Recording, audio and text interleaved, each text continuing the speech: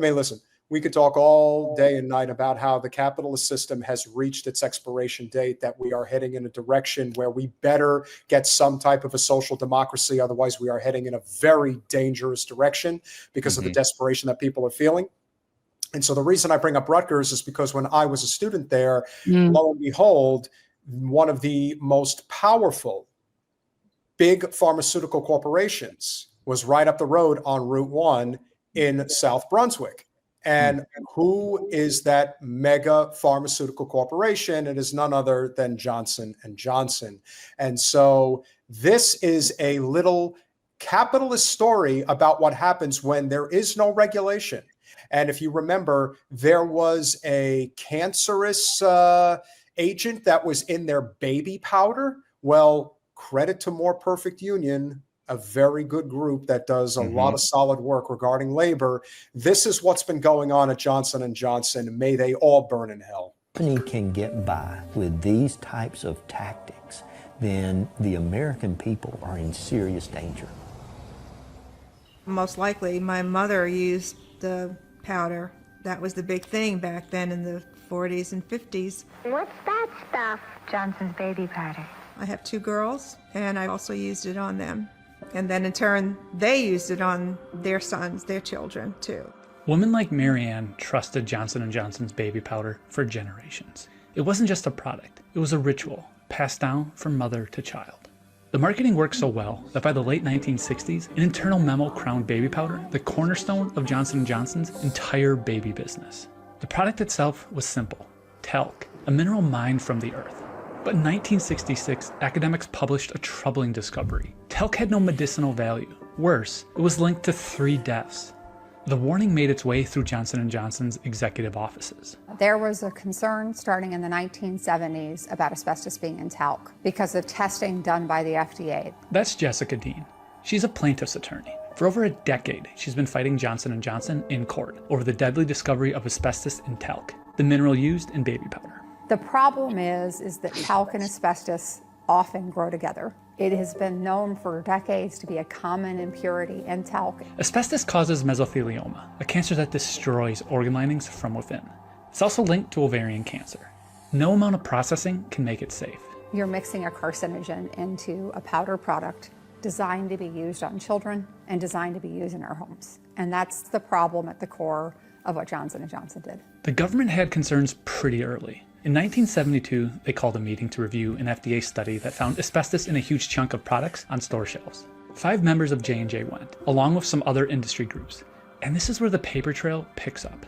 According to the meeting summary, an industry lobbyist pushed to keep the FDA study secret, saying it could cause great economic hardship for the companies. J&J said that the government's positive asbestos tests were faulty, and that their own tests came back negative.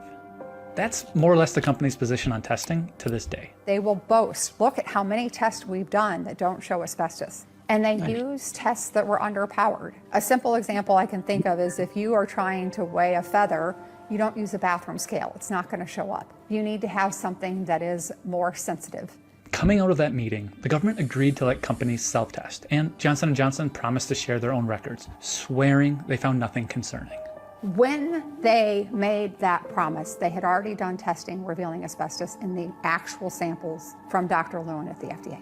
In fact, 1/3 of the fibers in baby powder were tremolite asbestos. There were over 400 samples evidencing asbestos in talc that J&J knew about after they promised our government will give you everything, and we now know they didn't give them any of it. Jessica isn't the only one alleging this. At this point, it's more or less common knowledge. Real people paid the price. Never thought that I would have cancer. It was a shock. First time, the tumor was the size of a cantaloupe. Marianne beat ovarian cancer in 2008, only to see it return 4 years later. The subsidiary at the start is part of something called the Texas two-step. Here, a super rich and profitable company like J&J creates a subsidiary. They take that subsidiary and they register it in Texas. The subsidiary holds everything related to the baby powder. The good stuff, the sales and profits, and the bad, the lawsuits. Then, using a quirk in Texas law, they split it in 2. And instead of calling it a division, they call that a merger. It's called a divisive merger. One company gets all the money. Divisive merger. Let's call it good company. The other gets the lawsuits. Let's call that bad company. And then they take that good company, move it back to New Jersey. And the bad company, that's Red River Talc. That number in Texas I called, they basically received their mail. And Johnson & Johnson takes that bad company and declares bankruptcy in Texas. That's what's at stake here, is will bankruptcy prove to be an escape hatch for corporate misconduct? Bankruptcy doesn't mean failure. It's a timeout. Everything pauses while you fix what's broken. The catch? Courts watch your every move. Real companies move fast in bankruptcy. They don't want a court telling them how to run their business. But Red River Talc, it's just paper. There's no factories, there's no business to watch over. But when it declares bankruptcy, those cancer lawsuits freeze. And that's exactly what J&J wants. They can hold, the victims hostage. They just use it as a weapon. When we're talking about people who have had some sort of asbestos exposure or similar allegations, the claimants are dying. That's Melissa Jacoby. She's a law professor and expert on America's bankruptcy system. In the meantime, all those jury trials are being canceled. J&J claims this is about fairness, that the bankruptcy creates an orderly process for victims. And if you want to see how fair it really is, just look at what happened at the paper giant Georgia Pacific. In 2017, Georgia Pacific dumped all of their asbestos cases into a subsidiary and declared bankruptcy in North Carolina. Those cancer victims have not received a dime. That case has just been held hostage since 2017. Here's the kicker. While the victims waited, many died. Meanwhile, Georgia Pacific has paid their parent company, Koch Industries, $3 billion in dividends, triple what they offered victims. I didn't realize how long that was, but that's really good. Was that More Perfect Union? Yes, and that was cut down like a third or half at least. I don't know how exactly, but just my initial take on that video is my vibes-based analysis is that video was anti-Semitic. Just and slightly. And I think that we, haven't the corporations suffered enough? I mean, won't someone please think about corporations, because they do so much good, and yet they're constantly being targeted in the press. They're constantly being chastised, and they can't get a fair shake. They really can't, and it's upsetting. And it, what do you guys want them to do? You want these CEOs to sell their mega yacht? Have you no heart? How are they going to live? Yeah, well, Woody Johnson, friend of the Donald, he's a great friend, great person.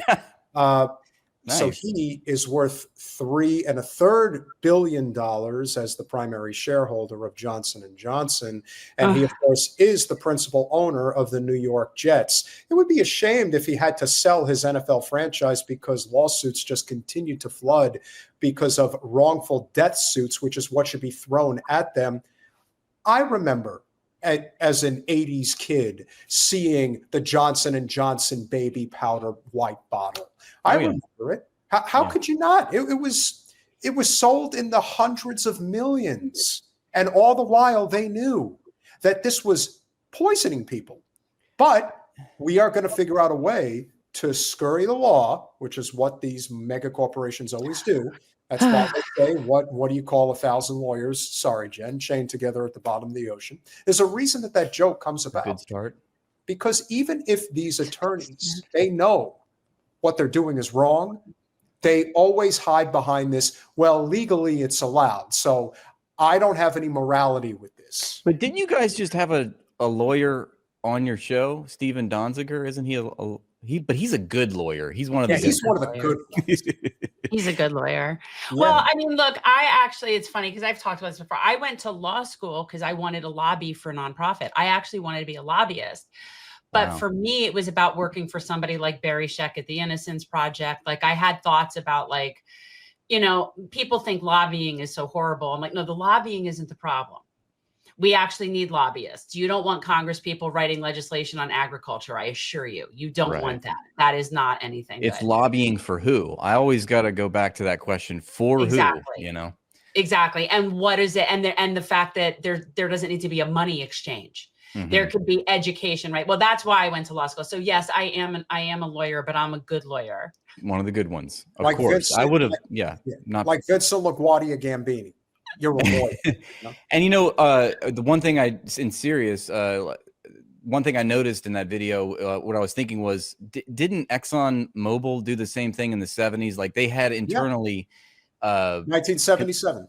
Yeah, they conducted studies on like what oil drilling was going to do to the environment, and then I don't know the particulars, but they basically, basically what the report found is that there was conclusive evidence that the constant drilling for crude oil was causing a spike in the surface temperatures on the planet.